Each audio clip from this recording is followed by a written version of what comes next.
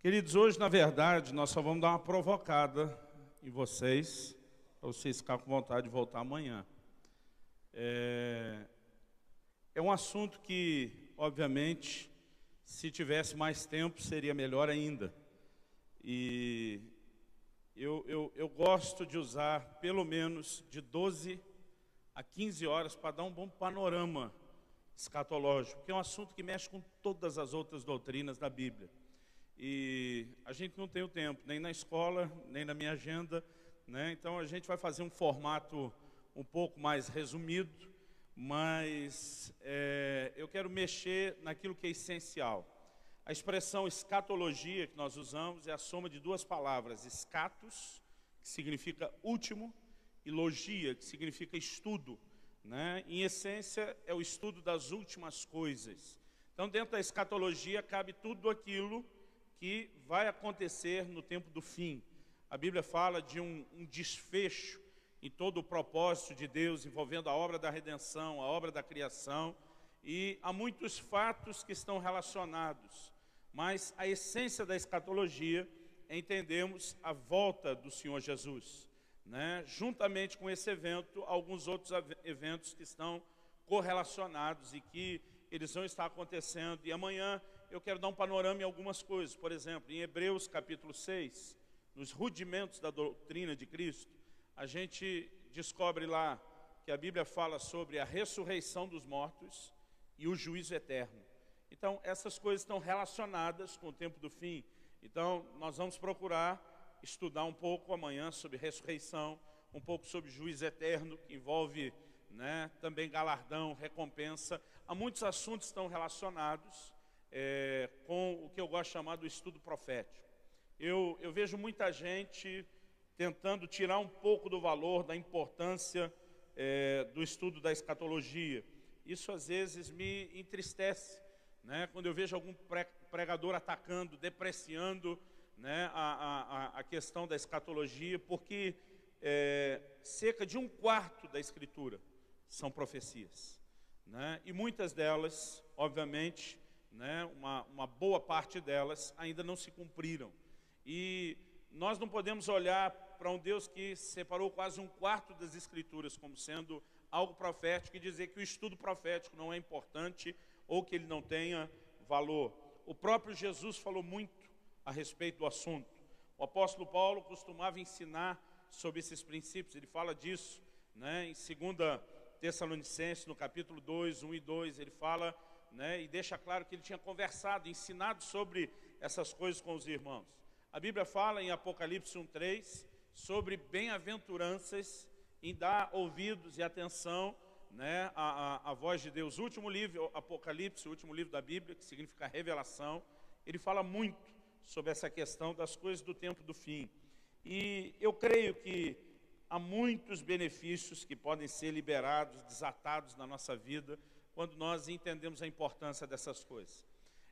O evento central, quando falamos de escatologia, das coisas do tempo do fim, ele está relacionado, obviamente, com a volta, com o retorno do Senhor Jesus. E eu quero começar falando nessa noite sobre alguns fatos, né, que estão relacionados com a volta do Senhor Jesus. No entanto, de forma assim muito intencional e estratégica, eu vou falar a respeito desses fatos, sem me posicionar a respeito de alguns detalhes da cronologia, né, de quando isso acontece em relação aos demais eventos, porque eu vou deixar para falar disso amanhã, né? Não quero nem mexer no assunto antes de poder explicar, mas eu gostaria de começar por alguns fatos sobre a volta de Jesus. Abra sua Bíblia aí comigo, no livro de Atos, Atos dos Apóstolos, capítulo 1. Nós vamos começar lendo a partir do versículo 4 e vamos estender até o 11. Atos, capítulo 1, a partir do versículo 4, e nós vamos estender aí até o 11.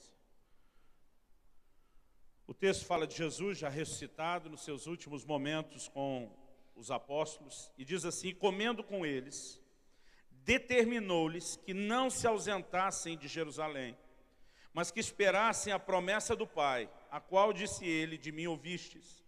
Porque João, na verdade, batizou com água, mas vós sereis batizados com o Espírito Santo, não muito depois desses dias. Então os que estavam reunidos lhe perguntaram: Senhor, será este o tempo em que restaures o reino a Israel?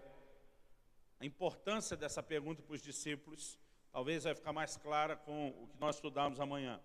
Respondeu-lhes: não vos compete conhecer tempos ou épocas que o Pai reservou pela sua exclusiva autoridade, mas recebereis poder ao descer sobre vós o Espírito Santo, e sereis minhas testemunhas, tanto em Jerusalém, como em toda a Judéia, Samaria, até os confins da terra.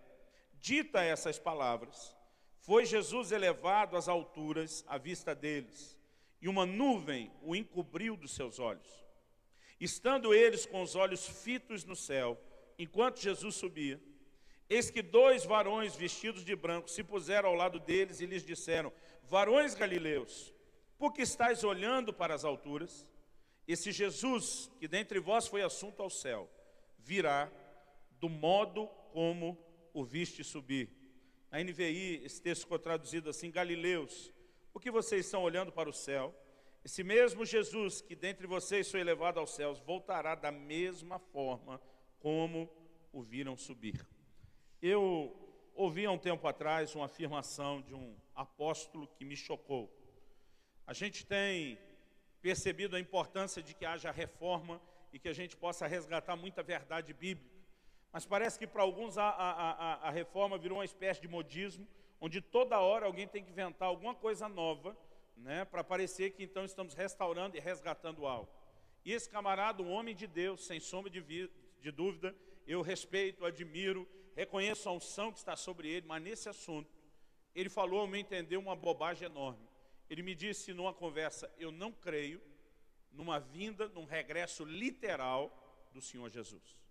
E aquilo me chocou.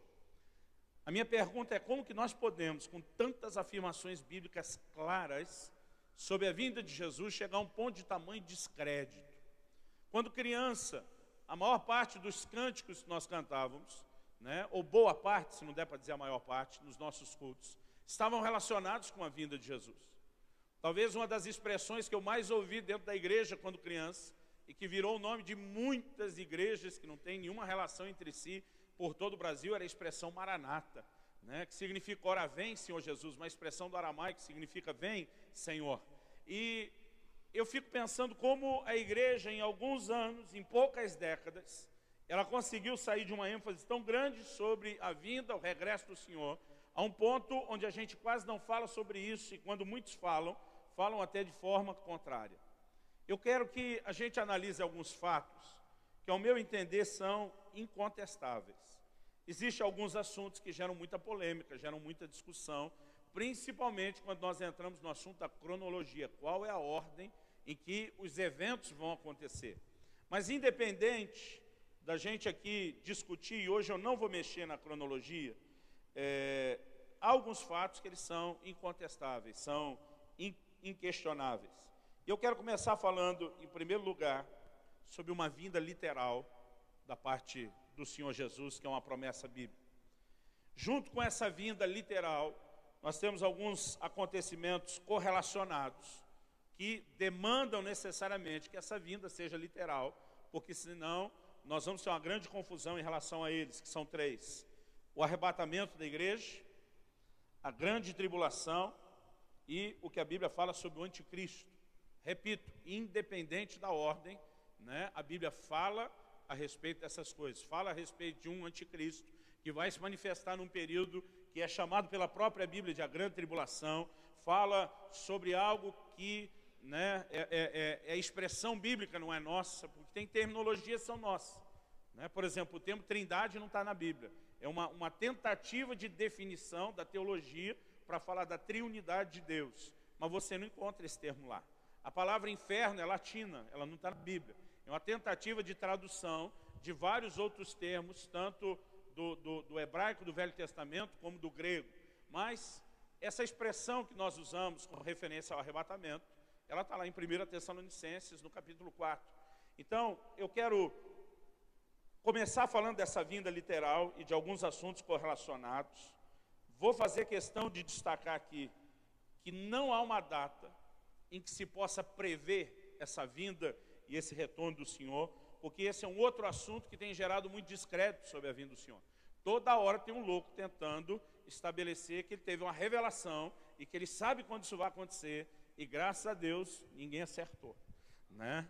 Mas se por um lado faz a gente entender que a gente tem que viver na iminência desse regresso sem ter uma previsão com clareza de quando seja, por outro, infelizmente, aos olhos de muita gente no mundo, e às vezes até da igreja, isso tem gerado descrédito sobre a questão da vinda do Senhor.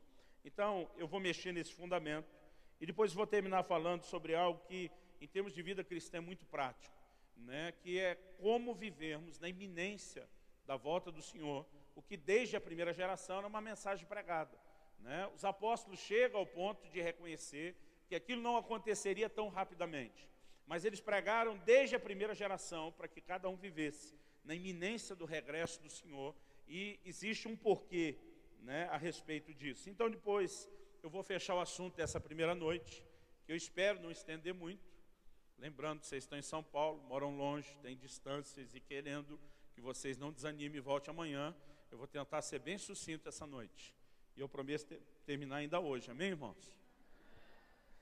E aí, a partir de amanhã, nós vamos começar a detalhar alguns desses assuntos, vamos discutir dentro deles o desenrolar desses eventos.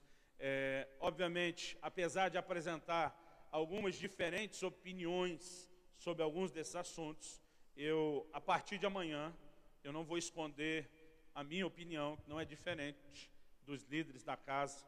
Já fiz até uma consulta detalhada hoje com o pastor Marcos Garcia por telefone, para ver se a gente estava 100% alinhado. Graças a Deus a gente está, né? Falei para o Marcos, se nós estiver errado, pelo menos estamos errados junto, igualzinho, né? Mas se nós tivermos, né, irmão, é uma pequena possibilidade de 99% para menos. Nunca disser. E a partir de amanhã eu quero falar sobre alguns pensamentos diferentes, mas, irmãos, eu não consigo ensinar sobre o assunto sem puxar a sardinha para o nosso lado, né? Então, para aqueles que estão habituados com essas aulas, estilo universidade ou faculdade teológica mesmo, onde expõe, né, qualquer loucura que todo mundo pensa, e deixa cada um decidir, eu quero dizer, isso não é minha intenção, né? Nós vamos tentar influenciar você, com certeza, mas se você discordar, você não vai perder a salvação por isso. Alguma coisa terrível vai acontecer com você, estou brincando, está cancelado em nome de Jesus. E quem falou amém é porque já sabe que discorda, né, ou não? Estou brincando. Então, a partir de amanhã, eu quero realmente ser bem mais claro. Hoje, eu gostaria de, independente do que se pensa sobre detalhes, especificamente da cronologia, a gente trabalhar com fatos que são incontestáveis. Amém? Porque há fatos bíblicos que estão claramente revelados e não pode ser discutido. Já outros envolvem opiniões pessoais que não deveriam ser discutidas, né? Outro dia um irmão chegou para mim e ele queria saber quem eu acho que são as duas testemunhas do Apocalipse. Eu falei, que diferença faz, querido? Falei para ele, se Deus quisesse que eu e você soubesse quem eram as testemunhas, era só ele ter dito. Agora, a partir do momento que ele deixou ali no anonimato, não faz a menor diferença quem são. Aí ele falou, não, porque eu tenho certeza que são Moisés e Elias, né? Eu falei, por que você tem certeza? Ele falou, não, pelos sinais que eles operam, né? Aí, numa conversinha rápida, eu quebrei esse argumento dele, de que só por causa dos sinais ele tem a identidade da pessoa. Um outro do lado já entrou na conversa, porque pensa, irmão, numa coisa que é fácil a gente arrumar é confusão, quando a gente começa a procurar pelo em casca de ovo e chifre em cabeça de cavalo. Um outro já entrou na conversa e diz, não, o argumento dele não sobreviveu ao seu, porque ele está equivocado. As duas testemunhas não são Moisés e Elias. Aí o cara já falou para mim, são Elias e Enoque, porque são os dois que foram arrebatados. Eu falei, e daí que eles foram arrebatados? Ele disse, a Bíblia diz, ao homem está ordenado morrer uma só vez. Eles foram embora sem morrer. Eles têm que voltar porque as duas testemunhas morrem. Eu falei, e a igreja que foi arrebatada, vai morrer depois? Tem esse argumento também. Eu falei, querido, minha Bíblia diz lá em Hebreus que Enoque foi trasladado para não ver a morte, não existe esse negócio de que vai voltar. Então, as pessoas começam a inventar, às vezes, algumas doutrinas E, irmão, eu quero dizer para você, com o perdão da palavra, eu estou me lixando para que vai ser as duas testemunhas, né? Não é o mais importante. Agora, que a Bíblia diz que vão ter duas testemunhas, isso é um fato incontestável. Quando a gente tenta discutir quem são, né? Então, que a Bíblia diz que vai ter um anticristo, é um fato incontestável. Agora, ficar tentando provar antes da hora quem será, de onde veio, pode ser complicado, né? Então, nós vamos começar pelos fatos incontestáveis. E se você tem uma opinião sobre as testemunhas do Apocalipse, me perdoe falar desse jeito, mas não é o que você está pensando. John Wesley, ele citava muito uma frase que ela é atribuída a um grupo cristão dos morávios. A gente não sabe necessariamente quem começou a falar sobre isso, mas Wesley foi muito influenciado em muita coisa pelos morávios.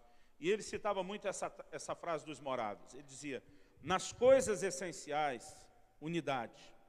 Nas não essenciais, liberdade. E em todas as coisas, o amor. Eu creio que há fatos essenciais e a gente tem que andar em unidade neles. Por exemplo, se alguém começar a pregar uma salvação, que não seja uma manifestação da graça de Deus, que se recebe pela fé, através do sacrifício vicário, substitutivo de Jesus, nós não podemos aceitar isso. Não tem como ter opiniões diferentes sobre a essência de salvação. Agora, o apóstolo Paulo escreve aos Romanos, ele diz: um faz diferença entre dia e dia, outro julga igual todos os dias. Ele diz: esse grupo não deve julgar aquele, nem aquele deve julgar esse. Ele diz: um acredita não pode comer carne, o outro acredita que pode comer de tudo. Então, ele está falando de situações onde as pessoas não têm a mesma forma de pensar. Ele falou: você que acredita que pode comer de tudo, não julgue aquele outro que acredita que não pode comer carne. Nem aquele julgue o do lado de cá. Está certo que Paulo extravasa sua opinião e ele chama de débil na fé aquele que acredita que não pode comer carne, né? Mas, apesar de reconhecer que é uma fragilidade do entendimento, existe espaço, querido, para determinadas diferenças.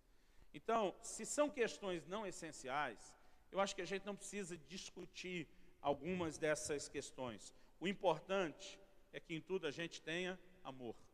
E até onde a gente vai ter discordância, a gente tem que saber fazer isso em amor. Porque de vez em quando eu vejo algumas brigas teológicas que viram briga mesmo, só falta um voar no pescoço do outro. E eu creio que não há propósito nenhum, não existe edificação nenhuma nesse tipo de atitude. Já adiantando isso, irmão, porque determinados assuntos, talvez a gente já vai reconhecer e adiantar aqui de antemão que não vale a pena a gente ficar discutindo. Mas ok, vamos falar primeiro sobre essa vinda literal. A promessa bíblica da vinda de Jesus fala de um retorno físico e literal. Os versículos que nós lemos aí do 9 ao 11 de Atos 1, diz que ele subiu, foi levado às alturas à vista deles, e a Bíblia diz que uma nuvem o encobriu dos seus olhos.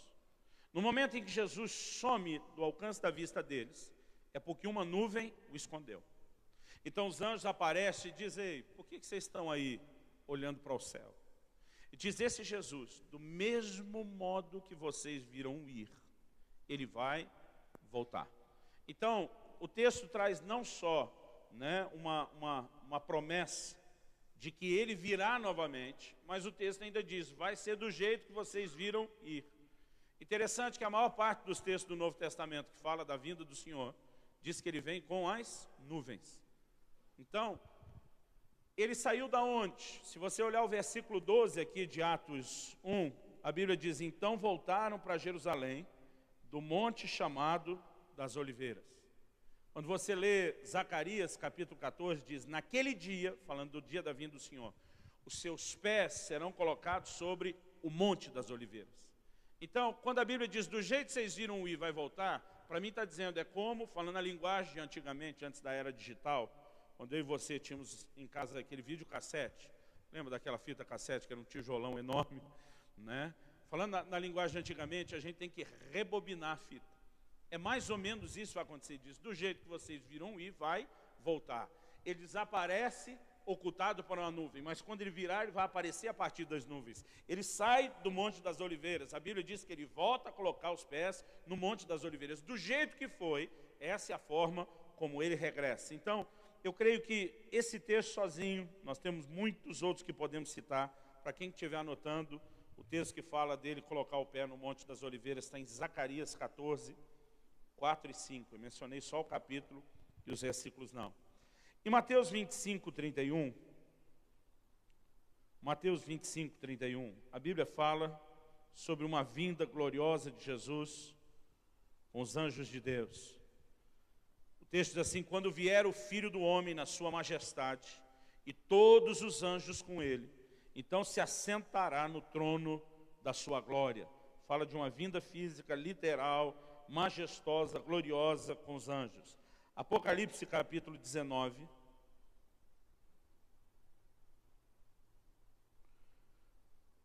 Apocalipse capítulo 19. A partir do verso 11. João diz assim: eu vi o céu aberto, e eis um cavalo branco. O seu cavaleiro se chama Fiel e Verdadeiro, e julga e peleja com justiça. Os seus olhos são chama de fogo. Na sua cabeça muitos diademas, tem um nome escrito que ninguém conhece, senão ele mesmo. Está vestido com um manto tinto de sangue, e o seu nome se chama o Verbo de Deus. Seguiam-no os exércitos que há no céu, montando cavalos brancos, com vestiduras de linho finíssimo, branco e puro. Sai da sua boca uma espada afiada, para com ela ferir as nações, e ele mesmo as regerá com cetro de ferro, e pessoalmente pisa o lagar do vinho do furor da ira do Deus Todo-Poderoso. Tem no seu manto e na sua coxa um nome escrito: Rei dos Reis e Senhor dos Senhores. Então vi um anjo posto em pé no sol, e clamou com grande voz, falando a todas as aves que voam pelo meio do céu: vinde, reuni-vos para a grande ceia de Deus, para que comais carnes de reis, de comandantes, de poderosos, de cavalos e seus cavaleiros, carnes de todos, quer livres, quer escravos, tanto pequenos como grandes. E vi a besta e os reis da terra com seus exércitos, congregados para pelejarem contra aquele que estava montado no cavalo e contra o seu exército.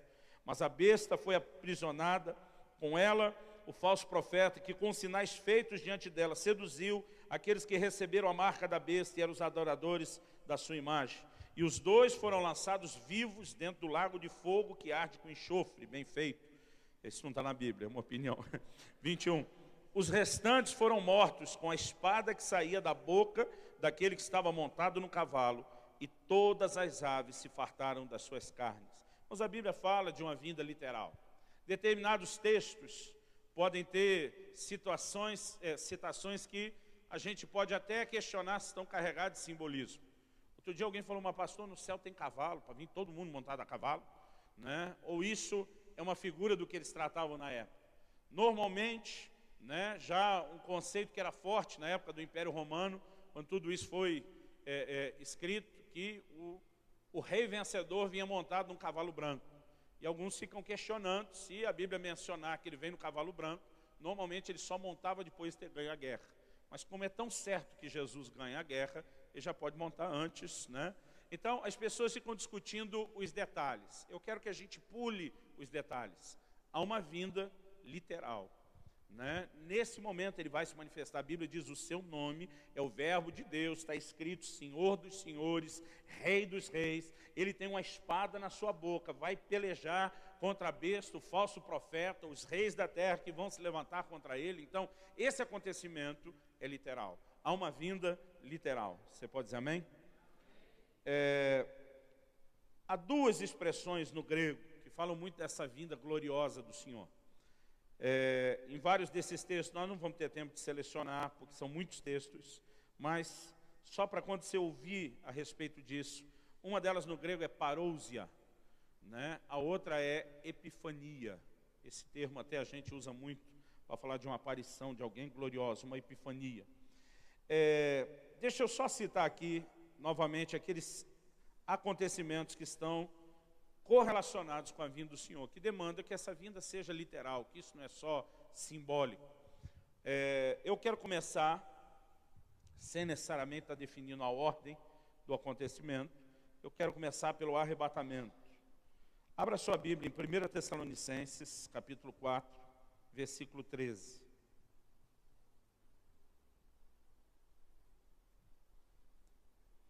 1 Tessalonicenses, capítulo 4, versículo 13.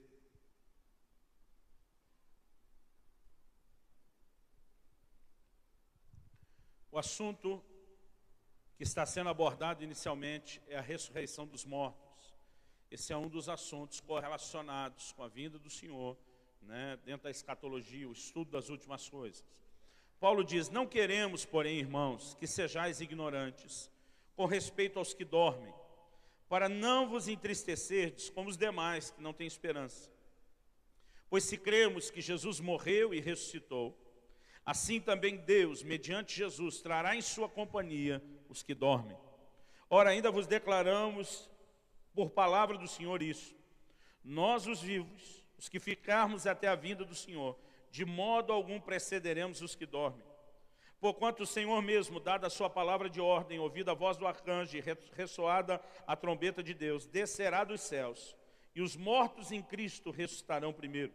Depois nós, os vivos, os que ficarmos, seremos arrebatados juntamente com eles entre nuvens, para o encontro do Senhor nos ares, e assim estaremos para sempre com o Senhor. Consolai-vos uns aos outros com essas palavras. Então ele diz: os mortos vão ressuscitar primeiro.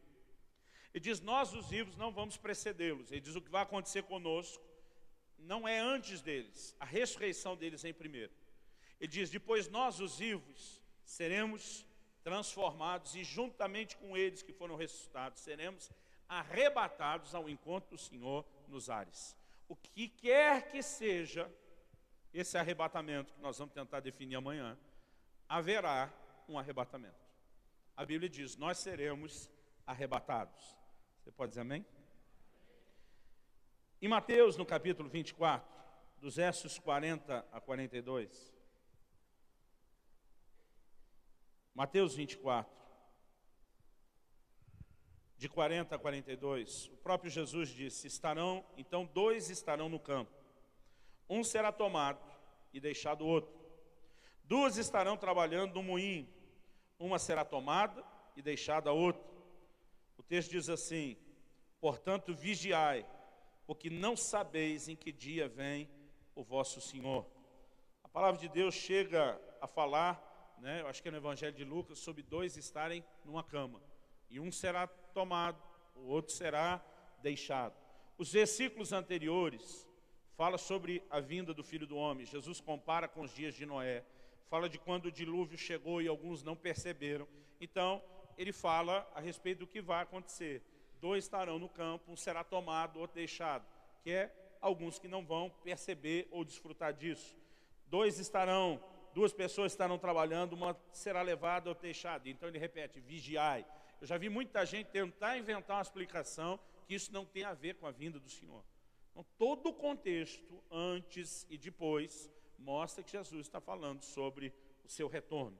Além desse texto de Mateus, no capítulo 20, né, e também de 1 Tessalonicenses, nós lemos, 1 Coríntios, capítulo 15, também dá um pouco de detalhes sobre essa experiência. 1 Coríntios, capítulo 15, é o capítulo da Bíblia que fala sobre a ressurreição.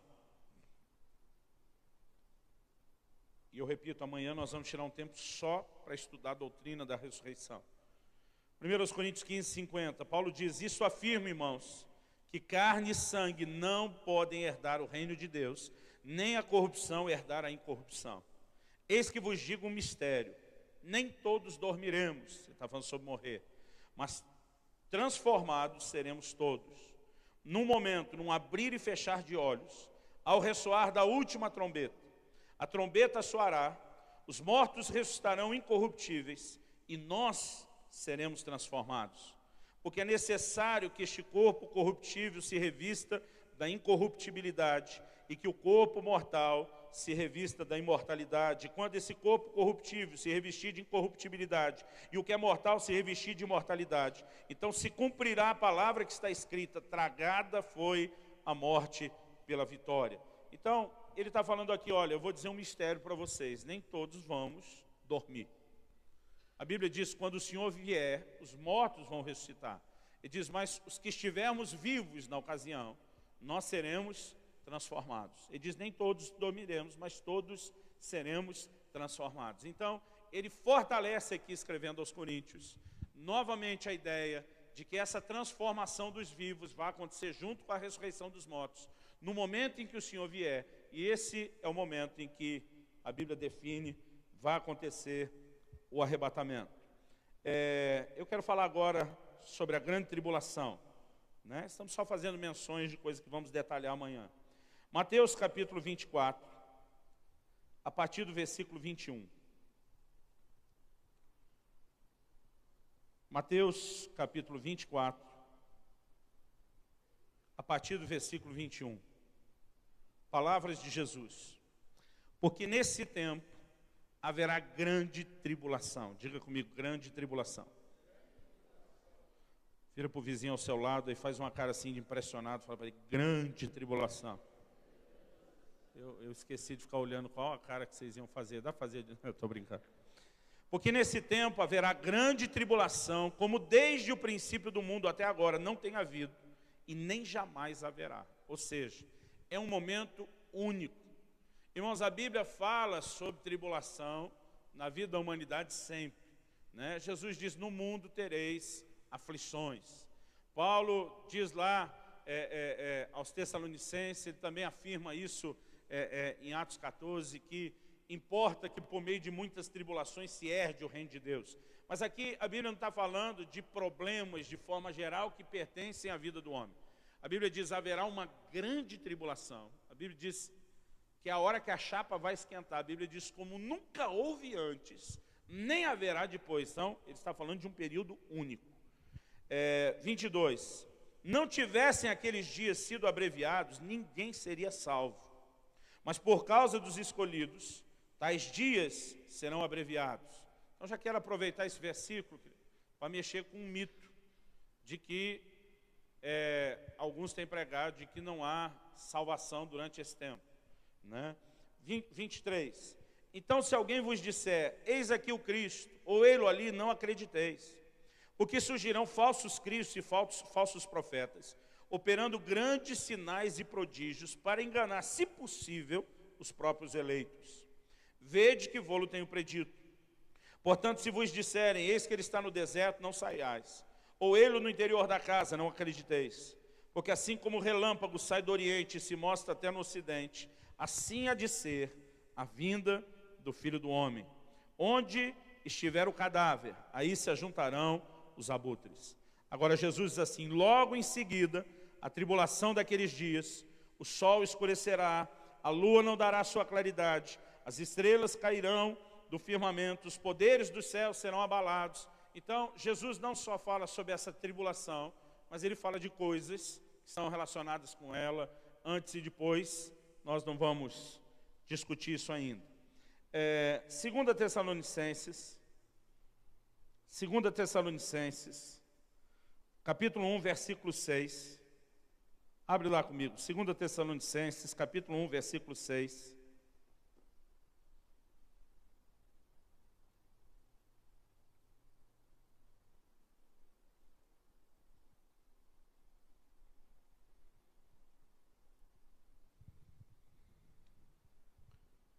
Interessante que nessa carta Paulo fala muito sobre a questão da vinda do Senhor.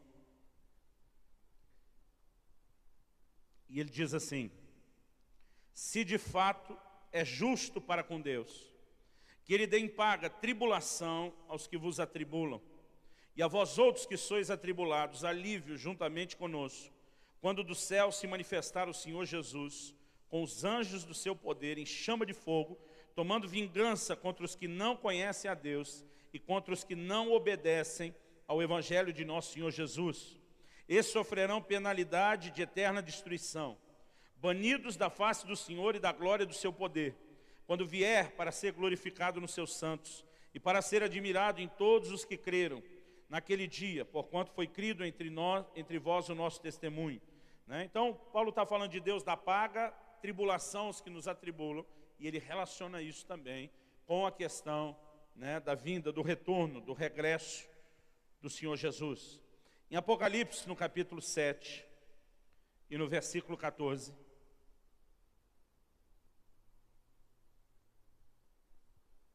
Apocalipse 7, 14. Irmãos, eu estava Ontem fui ministrar em Taubaté, dormi em Pindamonhangaba, na casa de um amigo querido, pastor que está aqui, o Edmar, dá um sinalzinho aí, Edmar, para que a igreja lhe conheça. E uma coisa que me chamou a atenção foi ver na casa deles um quebra-cabeça que eles estão montando de 5.000 peças. Já deve estar lá uns 2 meses a brincadeira, né? Mas eles estão se organizando, toda hora faz ali um pouquinho. Eu gostei da organização deles, né? Separaram várias vasilhas em volta daquela mesa para colocar a espécie de mesma cor, que facilite eles, né, a localizar onde é que vão colocar essas peças. Obviamente, como a maioria das pessoas montam um quebra-cabeça, eles começaram pela moldura, né? As peças são mais fáceis de localizar. Quando você vai montar um quebra-cabeça, se você quer evitar ter mais trabalho do que o necessário, né, você pode, de uma forma inteligente, programar como é que você vai fazer isso. Minha intenção hoje ainda não é montar o quebra-cabeça. Eu só estou apresentando para vocês as peças, tá certo? A partir de amanhã, nós vamos tentar começar a montar esse quebra-cabeça. Então, em Apocalipse 7,14, de novo, a Bíblia sustenta essa expressão, grande tribulação. Respondi-lhe, meu Senhor, tu o sabes. Antes, a Bíblia fala que um dos anciãos, dos 24 anciãos, tomou a palavra, versículo 13, dizendo para o apóstolo João, estes vestem de vestiduras brancas, quem são e de onde vieram? Respondi-lhe, foi com João que eu aprendi, quando você não sabe o que falar, o que você diz nessa hora? Respondi-lhe, meu Senhor, tu sabes. Né? Quem tem a resposta não sou eu, é você. Eu acho que foi uma forma mais polida de dizer, não faço a menor ideia. Né? Mas ele diz, você sabe. Então, o texto diz assim, ele então me disse, porque ele realmente sabia. São estes os que vêm da grande tribulação. Lavaram suas vestiduras e as alvejaram no sangue do Cordeiro. Razão por que se acham diante do trono de Deus e o servem de dia e de noite no seu santuário. E aquele que se assenta no trono estenderá sobre eles o seu tabernáculo. Jamais terão fome, nunca mais terão sede, não cairá sobre eles o sol, nem ardor algum, pois o Cordeiro que se encontra no meio do trono os apacentará e os guiará para as fontes da água da vida. E Deus lhes enxugará dos olhos toda lágrima. Aleluia. Né? O texto diz, são estes os que vêm da onde? Da grande tribulação. Então, nós sabemos que há um arrebatamento, sabemos que há uma grande tribulação, e algo importante de reconhecer é que a Bíblia também menciona a manifestação de um camarada que é chamado de anticristo. Em 1 de João, no capítulo 2, no versículo 18, 1 de João, capítulo 2, versículo 18, o apóstolo diz assim, filhinhos, já é a última hora. E como ouvistes que vem o anticristo, também agora muitos anticristos têm surgido, pelo que conhecemos que é a última hora. Então, ele está conversando sobre o tempo do fim, né? A última hora não sugere nenhuma outra coisa. Ele diz, como vocês já ouviram que vem o anticristo, por que que eles ouviram? Porque isso era pregado, isso era ensinado, a igreja não fazia silêncio sobre essas coisas. Era parte da doutrina. Irmãos, o que que Paulo está escrevendo para os Tessalonicenses, quando nós lemos em 1 Tessalonicenses 4? Ele diz, quando o Senhor Jesus vier, os mortos vão ressuscitar, os vivos vão ser transformados, todo mundo vai ser arrebatado ao encontro do Senhor nos ares. Eles ensinavam largamente essas verdades. A Bíblia diz no Evangelho de João, no capítulo 21, que espalharam no meio da igreja uma conversa de que João não morreria. Você lembra desse texto? João 21. Espalhou-se entre os irmãos o dito de que aquele discípulo não morreria. Porque no momento em que Jesus fala para Pedro sobre com que tipo de morte ele vai glorificar a Deus, dizendo, estenderás as mãos, o que já deixou claro que Pedro seria crucificado, Pedro, como a maioria dos crentes que tem a mania de comparação, vendo que João estava vindo atrás, perto, disse, e desse aí, o que será? Aí o Senhor Jesus diz para ele, se eu quero que ele fique até que eu venha, isso lá é da sua conta? Isso na tradução da Bíblia, na linguagem de hoje, do pastor Luciano Subirá, é claro. Né? Ele diz, isso lá é da sua conta? Agora, por causa dessa expressão, se eu quero que ele fique até que venha, a Bíblia diz, espalhou-se o dito entre os irmãos de que ele não morreria. Irmãos, eu era adolescente ainda, eu fui com meu pai fazer uma visita para um louco literalmente louco, desajuizado da cabeça. E aquele camarada falou para o meu pai que ele tem certeza que João está vivo até hoje, perambulando pelo mundo. Aí meu pai tentou dizer para ele, não, espalhou-se o dito, não quer dizer que falou isso. Mas ele dizia, pensa bem, a Bíblia diz que quando Jesus voltar, quem morreu ressuscita, mas quem está vivo é transformado. E o Senhor fala para Pedro que ele vai morrer, mas João vai ficar até que eu venha. Se vai ficar vivo até que ele venha, e quando ele vier quem está vivo é transformado, então ele não morre mesmo. Então na cabeça dele, João era uma espécie de Highlander, que vem sobrevivendo geração após geração até o dia de hoje. E naquela hora, eu era ainda um adolescente. Quando eu saí dali, eu virei para meu pai e falei, será que ele não parou para pensar que isso que Jesus está falando se cumpriu com as revelações do Apocalipse? Quando João está exilado na ilha de Patmos, ele é arrebatado e ele assiste de camarote VIP tudo o que vai acontecer depois. Mas se espalhou o dito entre os irmãos, querido, é porque todo mundo pensava parecido com o cara. E eles pensavam por quê? Porque eram ensinados dessa forma. O texto me revela também que Pedro, além de ter negado Jesus, ainda era fofoqueiro. Né? Porque quem você acha que espalhou o dito entre os irmãos? Jesus não foi, ele sabia o que falou e foi assunto ao céu. João está explicando, não foi isso que ele disse, João está tentando consertar. Então não foi João que espalhou, só sobrou Pedro, é claro. Né? Mas isso me mostra que eles tinham esse entendimento, essa clareza. Né? E aqui ele diz, como também ouviste que já vem o anticristo. Vamos pegar outro texto que fala do anticristo. 2 Tessalonicenses 2. A gente agora há pouco leu 1. Vamos para o capítulo 2 de 2 Tessalonicenses.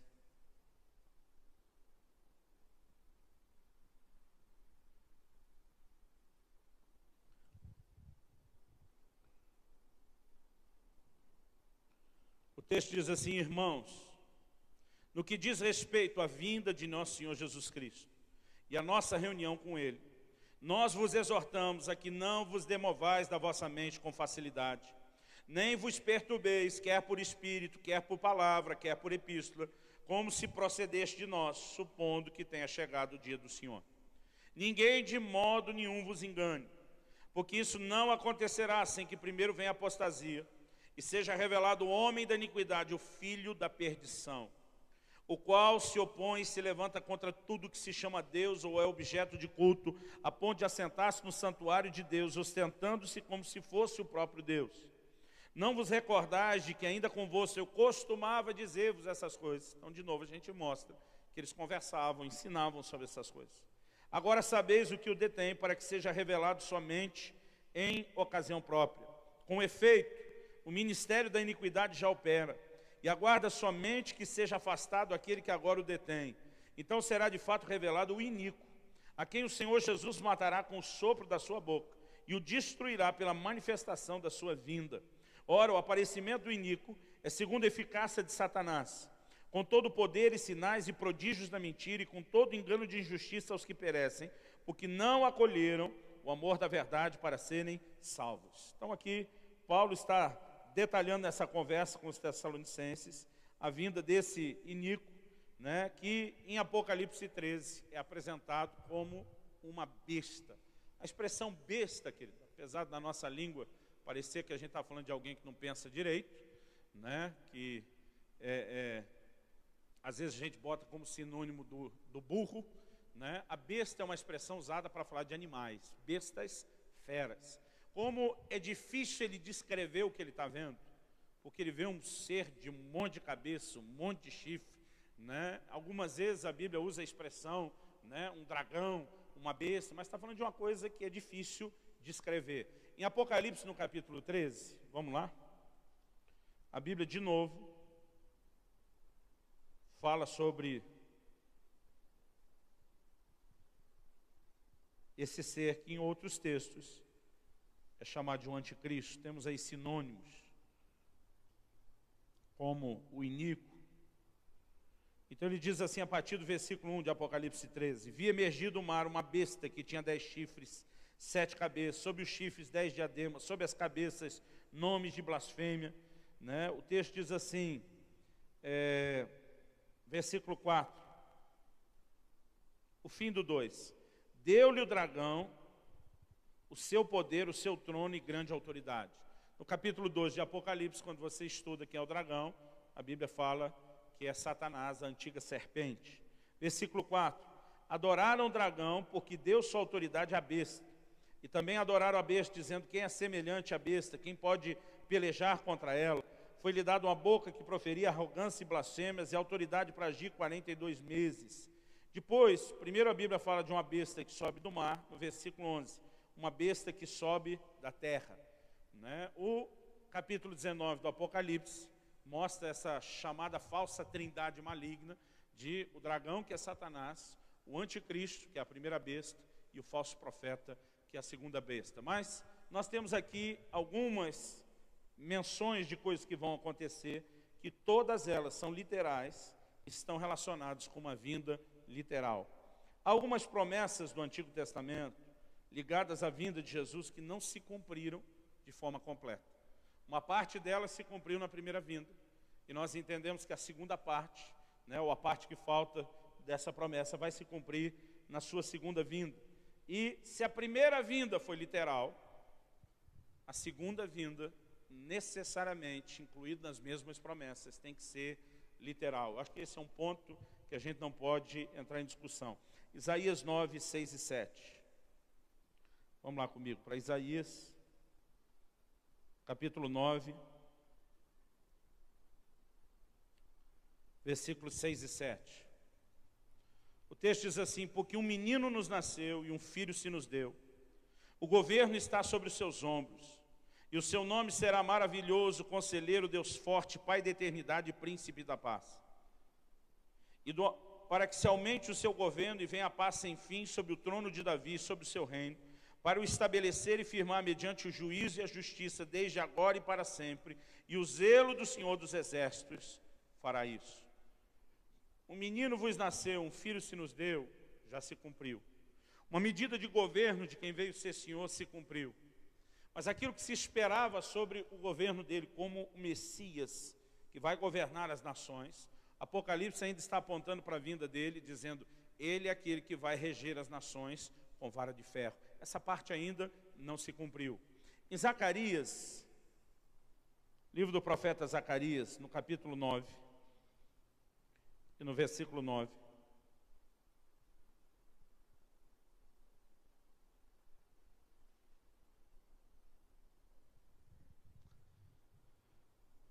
Vamos ler o 9 e o 10. Zacarias 9, 9 e 10. Diz assim: alegra-te muito, ó filha de Sião.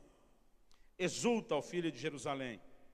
Eis aí te vem o teu rei, justo e salvador, humilde, montado em um jumento, num jumentinho, cria de jumento.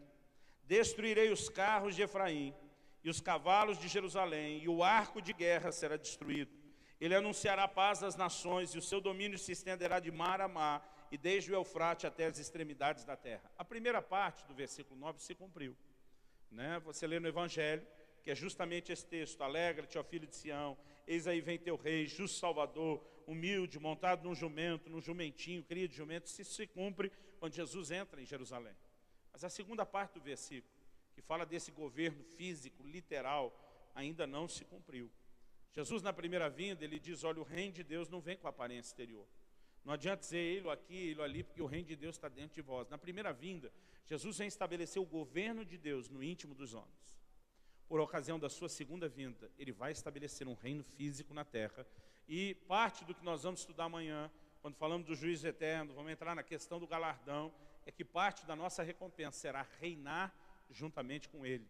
Então haverá uma outra dimensão de reinado que ainda não se cumpriu. Se as promessas da primeira vinda são literal, as da segunda, que estão no stand-by, forçosamente precisam ser literal. Deixa eu dizer algo aqui importante.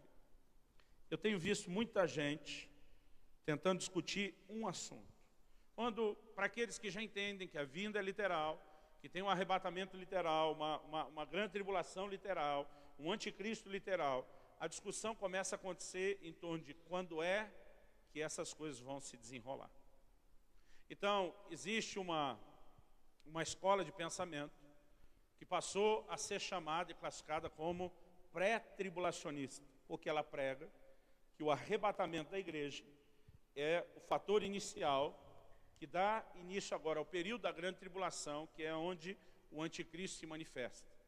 E ela faz uma distinção entre o arrebatamento e uma vinda gloriosa ao final da grande tribulação. Todo e qualquer grupo acredita numa vinda gloriosa no final da grande tribulação. Agora, alguns discutem se o arrebatamento vai acontecer antes da tribulação, outros discutem se vai ser no meio da tribulação, ou se ele é no fim da tribulação, junto com esse retorno glorioso. Obviamente, amanhã eu vou externar minha opinião. Hoje, o que eu quero dizer para vocês, o mais importante, não é a cronologia dos eventos. É o propósito da nossa mensagem. Zacarias, quando anuncia já a primeira vinda de Jesus, pai de João Batista profetizando, e diz que Deus queria levantar para si um povo preparado. É por isso que João Batista já viria antes, dizendo, com aquela missão de preparar o caminho do Senhor. Eu creio que a essência da nossa mensagem é levar uma igreja a estar pronta. Independente da opinião, querido, que nós vamos defender, o mais importante é ficar pronto. Outro dia alguém falou para mim, pastor, e se eu acreditar que o arrebatamento é antes e for depois? Eu falei, você viveu pronto para isso. Mas se eu tiver que passar pela tribulação, eu falei, esteja pronto para isso. O propósito, querido, é que a gente viva pronto.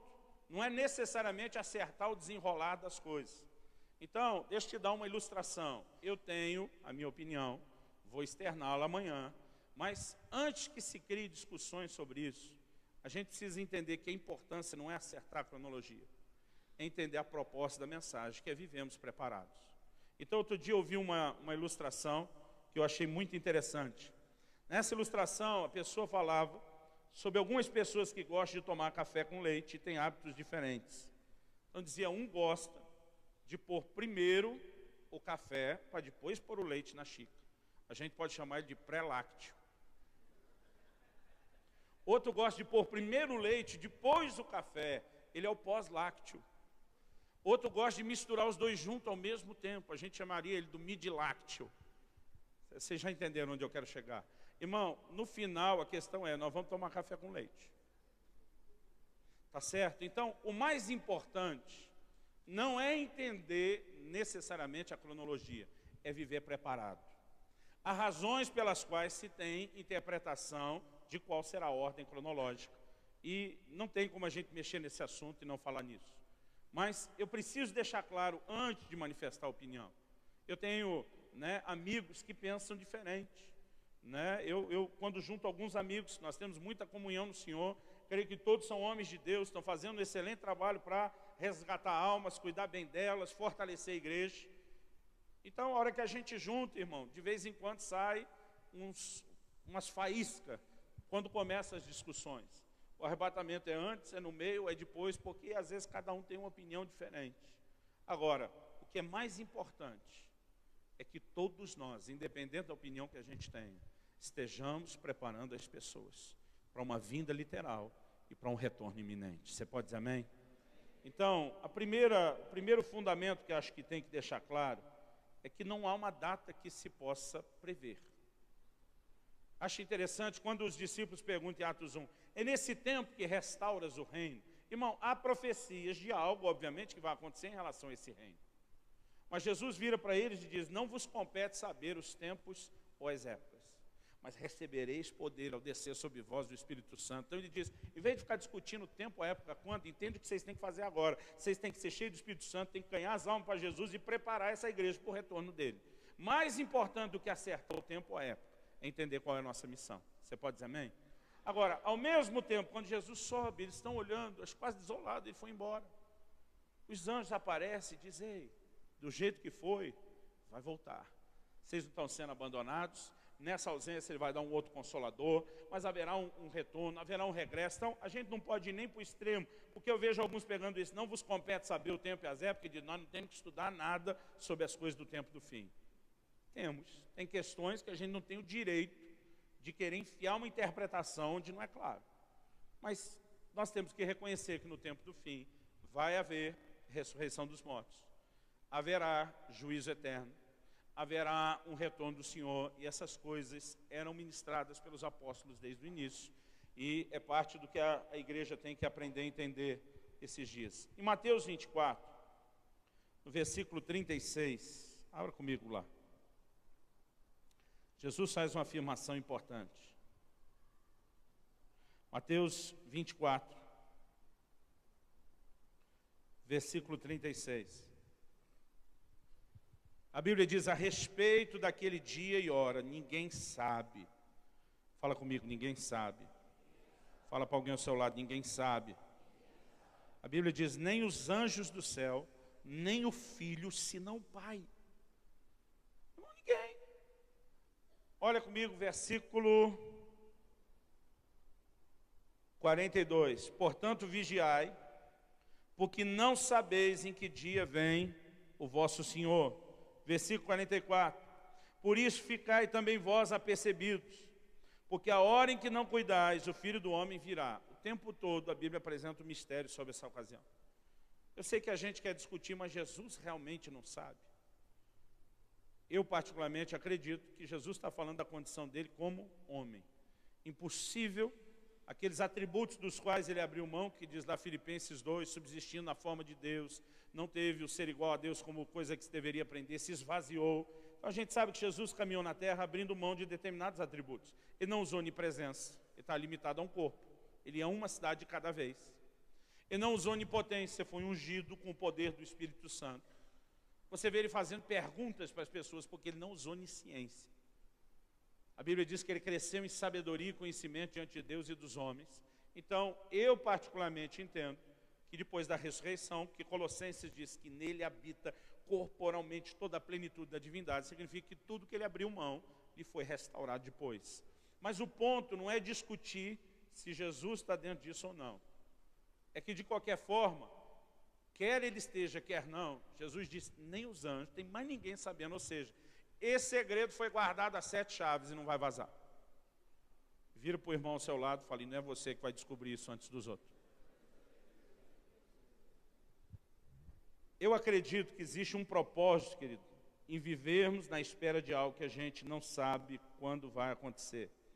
Em Mateus 25, 13, Mateus 25, 13, avança um pouquinho só.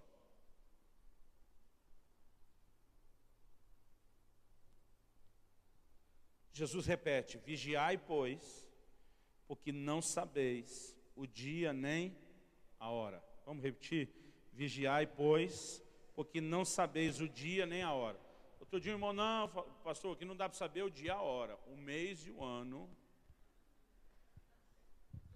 Eu me recuso a fazer qualquer comentário a respeito disso. Agora, em 2 de Pedro, no capítulo 3, no versículo 12, 2 de Pedro,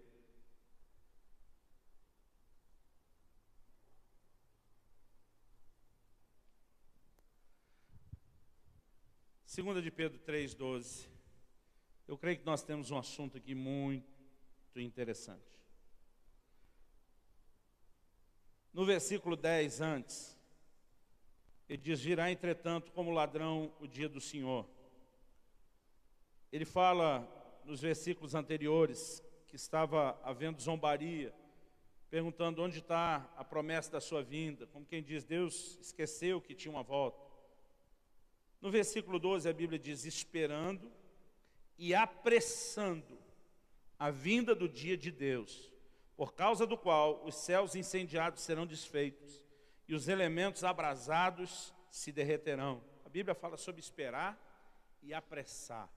Essa ideia de apressar me faz acreditar que não há um dia pré-estabelecido naquela folhinha no calendário de Deus dizendo que tem que ser esse dia. Se isso pode ser apressado, é porque essa data ela pode ser móvel. Razão pela qual não existe essa coisa de ficar fazendo conta de quando é que será. Até porque essa data me parece ser um pouco flexível.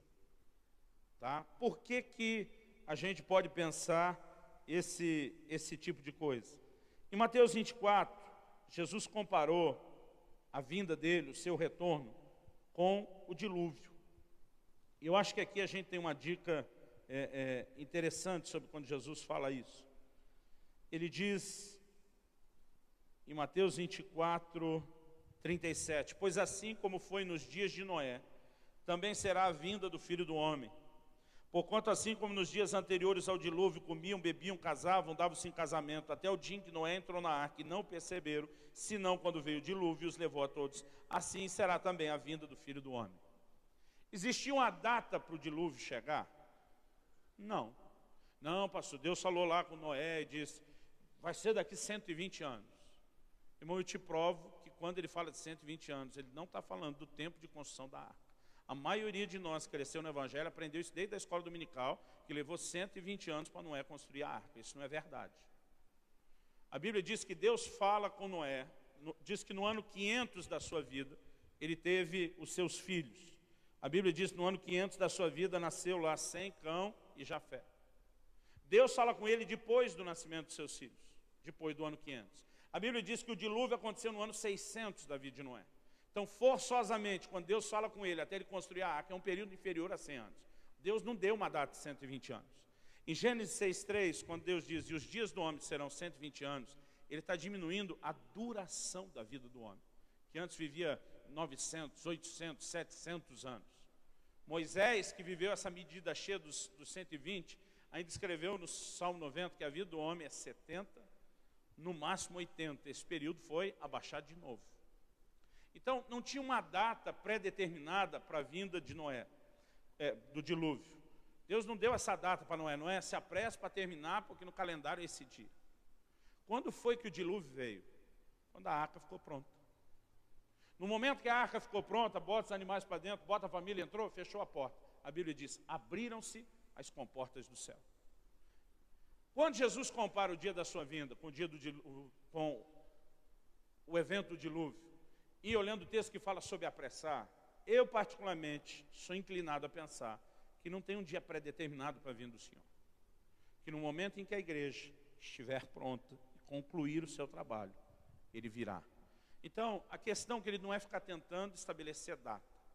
A questão é que nós temos que não só esperar esse dia, mas apressar, trabalhar para que ele aconteça. A igreja clamava, Maranata, vem Senhor Jesus. Eu vejo gente hoje em dia pregando que quem fica falando da vinda de Jesus, de arrebatamento, é um bando de escapista que quer correr da cor. Irmãos, a vinda do Senhor é o maior evento no calendário de Deus. Uma das razões pela qual eu brigo muito para falar de família, restaurar essa visão hoje, é porque o maior evento no calendário de Deus é um casamento. É quando o Senhor Jesus, o noivo, virá para o encontro da sua noiva, e a Bíblia diz de um momento chamado as bodas do Cordeiro, a festa. Então, nós temos que amar esse dia. Paulo fala sobre amar o dia da vinda do Senhor. Nós temos que esperar esse dia, nós temos que clamar por ele, e nós temos que trabalhar apressando, não só esperando, o dia dessa vinda. Agora, não há uma data fixa, estabelecida, e acredito que ninguém pode tentar andar com essa visão, com essa forma de pensar. Eu entendo, Apocalipse 22, 12, que a gente deve viver na iminência da volta.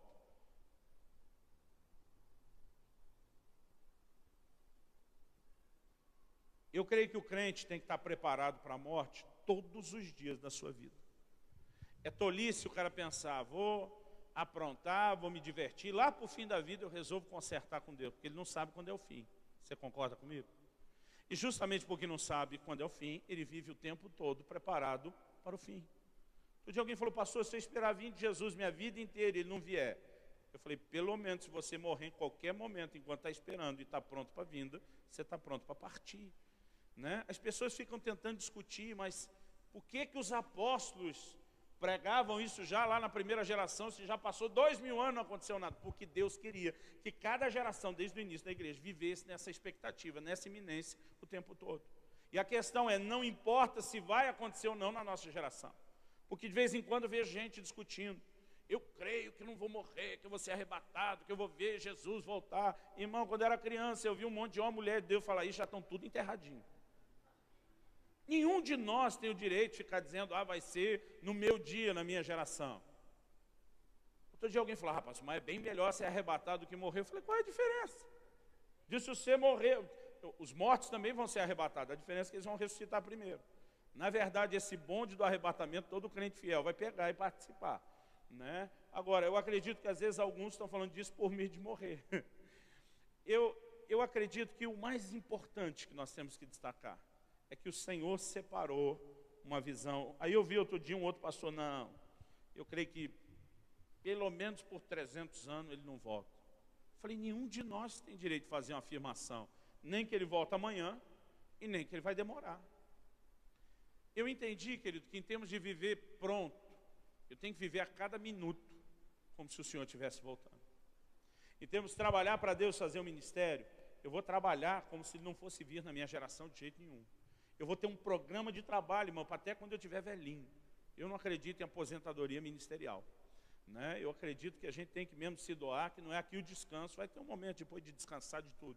Então, a gente precisa ser muito prático em relação a isso. Tem questões, eu lembro que às vezes a gente ficava aflito na adolescência, quando as pessoas começavam a falar sobre a vinda do Senhor. Às vezes nós, os adolescentes da igreja, molecada, tudo solteiro, a gente orava. Ora vem, Senhor Jesus, mas espera a gente casar primeiro. A gente orava desse jeito, né? Alguns, eu lembro assim, o dilema, quem escolhendo onde que vai estudar, faculdade vai fazer, vou fazer faculdade nenhuma, Jesus está voltando, né? A vida prática que ele tem que ser vivida como se isso não fosse acontecer. A vida do dia a dia, todas as decisões que nós vamos tomar. Eu já vi gente dizendo, não vou pensar em aposentadoria, não vou ter planejamento de vida, não vou, né, lidar com previdência, nada disso, porque Jesus está voltando. Não é a forma, querido, como nós agimos.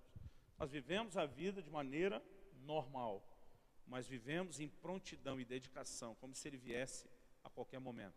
Você pode dizer amém? Eu creio que o foco é a gente vigiar como se Jesus viesse no próximo minuto e trabalhar como se nada, né, fosse acontecer tão rápido, ou como se a gente tivesse a vida inteira. Agora, falando de qual era o propósito da iminência, que era a igreja viver na vigilância. Esse é o propósito da mensagem, foi pregado o tempo todo. Vivemos na iminência do regresso do Senhor. Eu creio ser uma contradição, querido, uma mensagem que tem sido muito pregada nos nossos dias. Tem uma série de livros que ficou muito famosa, virou filme, que é a série Deixados para Trás. Irmãos, eu fico realmente aborrecido com essa mensagem. Porque o tempo todo, a mensagem bíblica é que nós temos que vigiar para a vinda do Senhor. E aquela mensagem é assim, mas se você não vigiar, nós arrumamos um jeitinho brasileiro para consertar a coisa depois.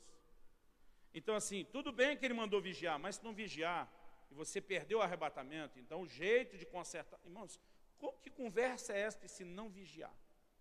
A ordem o tempo todo não foi de vigilância? Abre comigo em Mateus, no capítulo 25. Independente da cronologia, de o que vai acontecer quando, Mateus 25, a partir do versículo 1, diz, então o reino dos céus será semelhante a 10 virgens, que tomando as suas lâmpadas saíram a encontrar-se com o noivo. 5 dentre elas eram nécias e 5 prudentes. As nécias, ao tomarem suas lâmpadas, não levaram azeite consigo. No entanto, as prudentes, além das lâmpadas, levaram azeite nas vasilhas. E tardando o noivo, olha a dica que Jesus deu. Tardando o noivo, né? O apóstolo Pedro fala sobre parecer demorada dia da vinda do Senhor. Foram todas tomadas de sono e adormeceram. Mas à meia-noite ouviu-se um grito, eis o noivo sair ao seu encontro. Então se levantaram todas aquelas virgens, prepararam suas lâmpadas. E as nécias disseram aos prudentes, dai-nos do vosso azeite, porque nossas lâmpadas estão se apagando.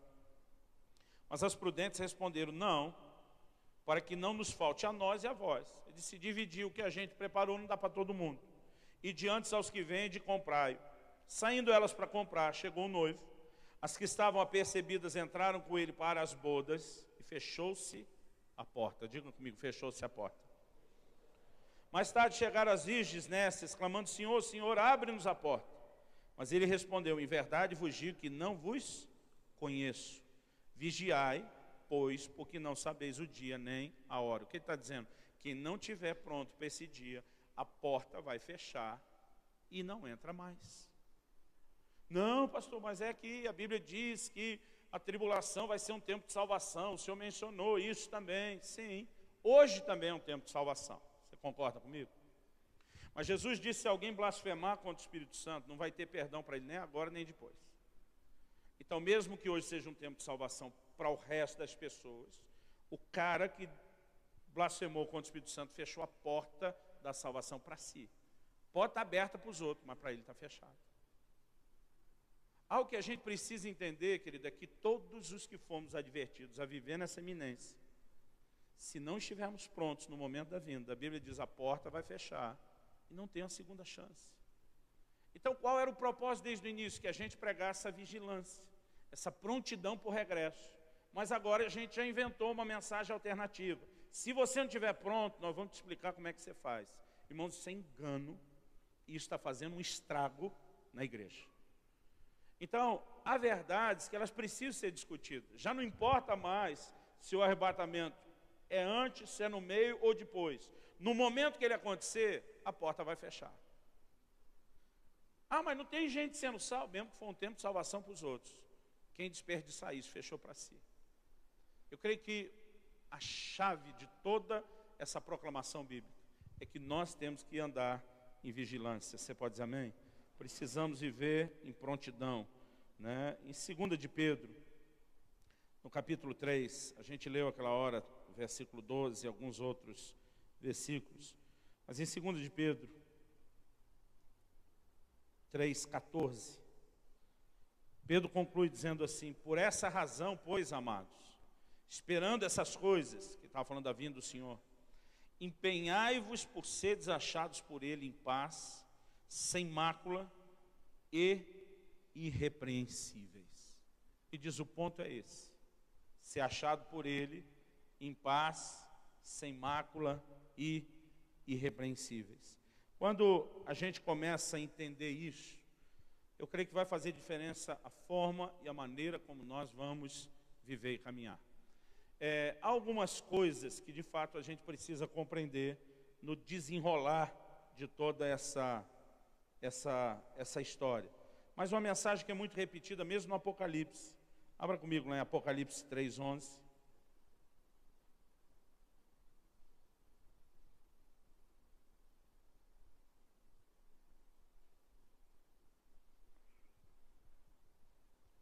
Jesus diz: venho sem demora, conserva o que tens, para que ninguém tome a sua coroa. Apocalipse 16:15.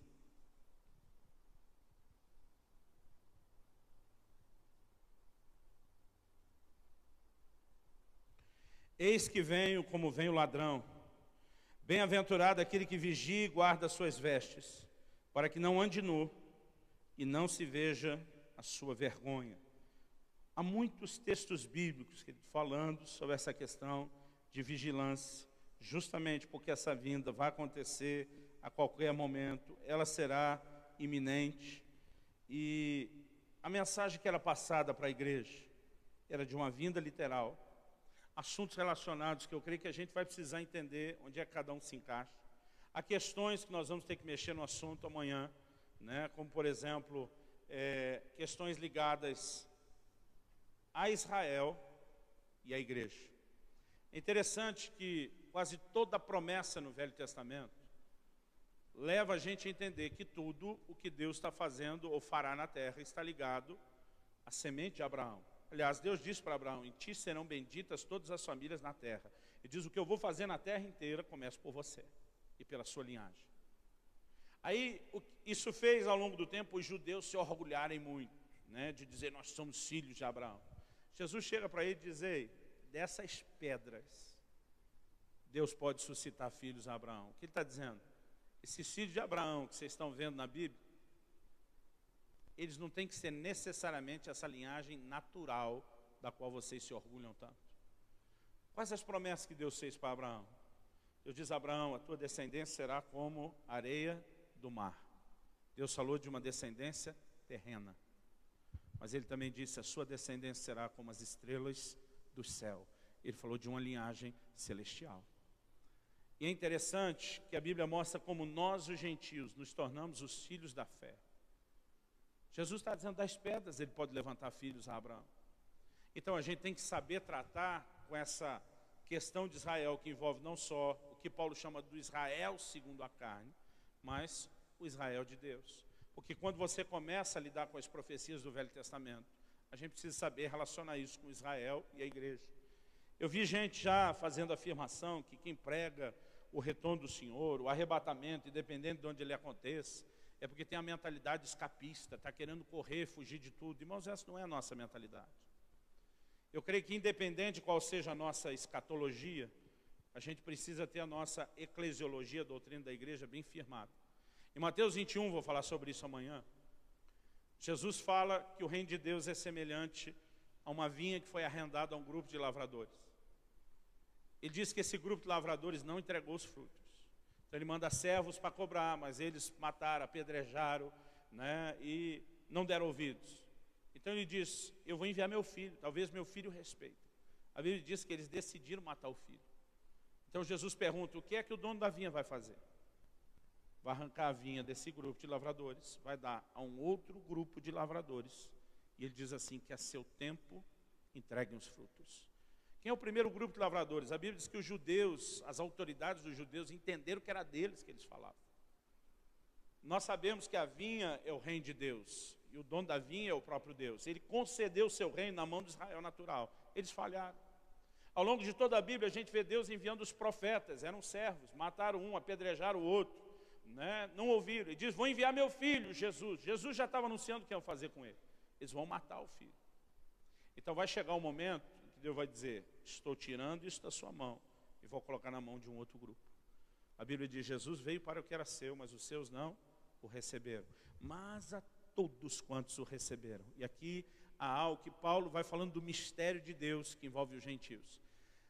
Nós precisamos entender que a igreja já nasceu debaixo de uma promessa. Jesus disse, a seu tempo eles entregarão os frutos. A igreja nasceu vencedora, com a palavra, com a profecia do próprio Jesus, que nós vamos terminar esse trabalho, que o que Israel não fez, a igreja vai fazer. Então nós precisamos entender que o regresso do Senhor, que Ele deu um momento mais glorioso da igreja, é quando ela cumpre todo o seu papel, é quando a arca estiver pronta e o Senhor vai retornar. Então, de modo nenhum essa mentalidade pode ser escapista. Alguns dizem por aí, não, é porque perceberam que a coisa vai ficar feia no tempo do fim, estão tentando correr, né? Não é essa a mentalidade. Independente de como a gente vai tratar com a questão da escatologia, nossa eclesiologia, está lá em Efésios 5, é que o Senhor Jesus irá para uma igreja gloriosa, sem mancha, sem mácula, nem ruga, mas santa e irrepreensível. Então, nós precisamos entender que essa noiva está sendo preparada para o encontro do noivo. Você pode dizer amém? E esse vai ser um encontro glorioso, vai ser, de fato, um momento extraordinário, poderoso. Vamos orar, querido? Eu gostaria que você pudesse colocar seu coração diante de Deus e realmente pedir que o que nós vamos estar estudando amanhã, além do que começamos hoje, né, seja mais do que uma tentativa da gente acumular informação ou conhecimento. A mera busca de conhecimento em si mesmo, querido, ela pode ser perigosa. Paulo escreveu que o conhecimento enche. É um cara que conhecia muito e que lidou com muita gente que conhecia muito. Ele sabia muito bem o que ele estava falando, né? Nós não podemos buscar o conhecimento em si mesmo só, para aquela coisa de depois ficar se orgulhando do que a gente sabe.